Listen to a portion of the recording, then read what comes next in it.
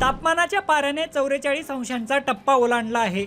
पण अशा उन्हातही घोटभर पाण्यासाठी या लोकांना दररोज पायपीट करावी लागत आहे।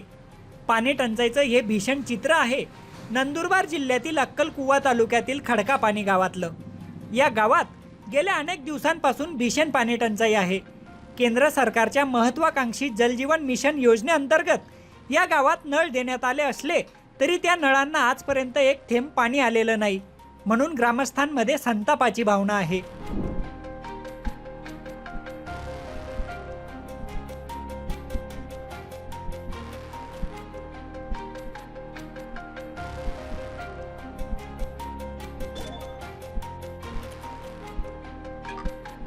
सुमारे 1500हून अधिक लोकसंख्या असलेल्या या गावात एकूण 11 हातपंप आहेत, मात्र त्यापैकी तब्बल 10 हातपंप बंद अवस्थेत आहेत।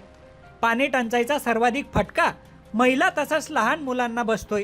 पिण्याच्या पाण्यासाठी त्यांना दररोज 4 ते 5 किलोमीटर अंतर पार करून डोंगर उतारावरील जलस्रोतांमधून पाणी आणावं लागतं।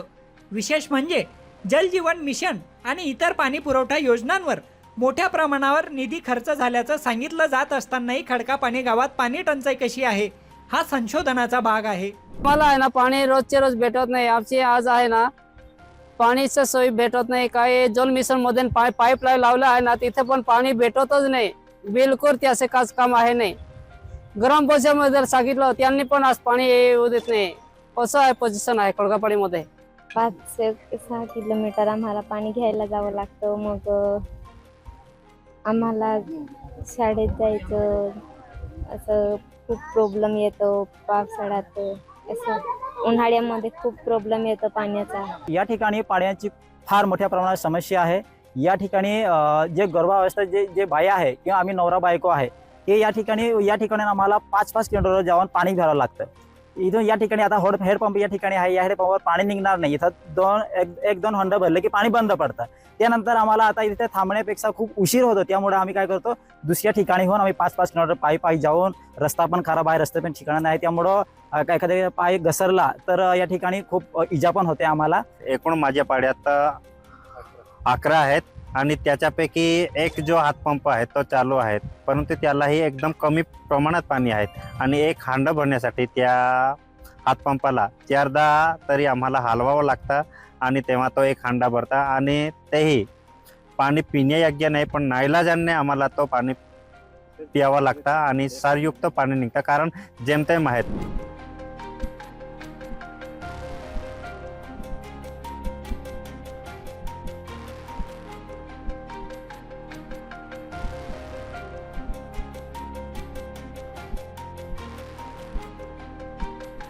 नंदुरबार जिल्ह्यात पाणी टंचाईचं संकट नवं नाही, पण आता त्याची तीव्रता जास्त जाणवत आहे।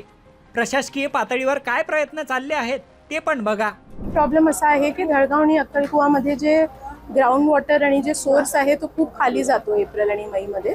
तर त्यासाठी एक आता नर्मदापासून एक लिफ्ट इरिगेशनचा प्रोजेक्ट आपला आता DPR तयार झाला आहे। ते माननीय मुख्यमंत्री समोर यांच्या समोर प्रेझेंट होतील आणि त्याचं सँक्शन होईल। सो 2 महिने आपले थोडेसे अवघड राहतात, पण ही माहिती मिळाल्यानंतर आता आज आमचं काम पूर्ण होतील आणि उद्यापासून गावांमध्ये टँकर जातील।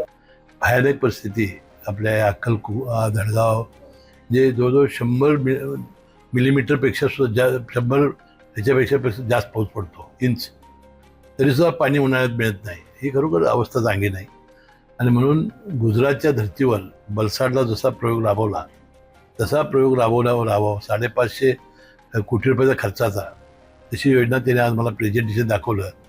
आता मी कधी काय होणार आहे मी सांगू शकत नाही। तो प्रयोग हातामध्ये घ्यायचं, मुख्यमंत्री महोदयासमोर बैठक घ्यायची आणि ज्या पद्धतीनं गुजरातनं त्या बलसाड आणि त्यांच्या जिल्ह्यामध्ये ही योजना राबवली त्या पद्धतीनं राबवण्याची आवश्यकता या नंदुरबार जिल्ह्यामध्ये आहे। निदान मी सुरुवात करीन, शेवट कधी होईल मी सांगणार नाही, परंतु सुरुवात अतिशय लवकरात लवकर आम्ही करू।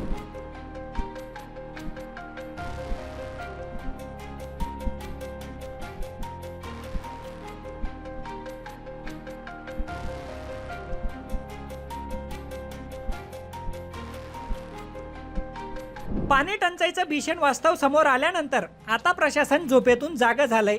त्यामुळं खडकापाणी गावातली पाणी टंचाई कधी दूर होते हे पाहणं महत्त्वाचं असेल। नंदुरबारून सलाउद्दीन लोहारसह मी प्रशांत बदाने, लोकमत.com, जळगाव.